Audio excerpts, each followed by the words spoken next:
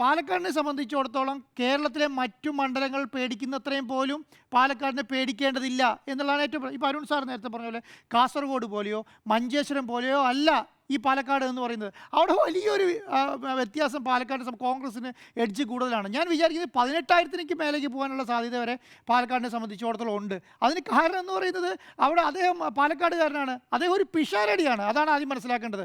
മനസ്സിലായോ? അതൊരു പിഷാരടിയാണ്, പാലക്കാടുകാരനാണ്. എന്ത് നായർ കമ്മ്യൂണിറ്റിക്ക് ഈസിയായി വോട്ട് ചെയ്യാൻ പറ്റുന്ന ഒരാളാണ്. അതുപോലെ തന്നെ മുസ്ലിം കൺസോൾട്ടേഷൻ കൂടെ വന്നു കഴിഞ്ഞാൽ എന്താ സംഭവിക്കുക എന്നുള്ളതാണ്. പിന്നെ ഞാൻ പറയുന്നത് ഇപ്പം പിന്നെ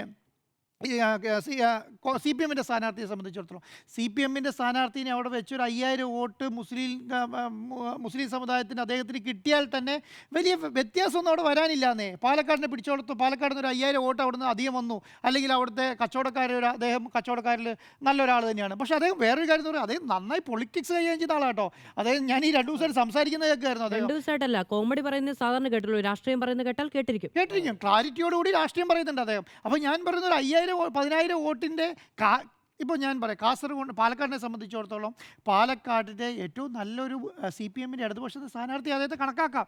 അങ്ങനെ കണക്കാക്കിയാൽ പോലും അവിടെ പ്രശ്നമില്ലാന്നേ. അപ്പം ഈ ഡീലെന്ന് പറയുന്ന സമയത്ത് നമ്മൾ വിചാരിക്കേണ്ട ഒരു കാര്യം എന്ന് പറഞ്ഞാൽ മറ്റുള്ള സ്ഥലങ്ങളിൽ ഇപ്പം നമ്മളെപ്പോഴും തിരുവനന്തപുരമാണല്ലോ വലിയ പ്രശ്നമായി കണ്ടുകൊണ്ടിരുന്നത്. തിരുവനന്തപുരം വലിയ ബി ജെ പിക്ക് എഡ്ജുള്ള മണ്ഡലമാണ്.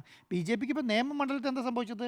ശബരിനാഥ് വന്നതോട് കൂടിയിട്ട് വലിയ പിന്നെ അവിടുന്ന് ബി ജെ പിക്ക്, അതുപോലെ തന്നെ അവിടുന്ന് നായർ വോട്ട് ബി ജെ പിക്ക് പോയാലാണ് അവിടെ അത് ബുദ്ധിമുട്ടാവുക. ശബരിനാഥ് ആ പ്രശ്നം അവിടെ അവസാനിച്ചു.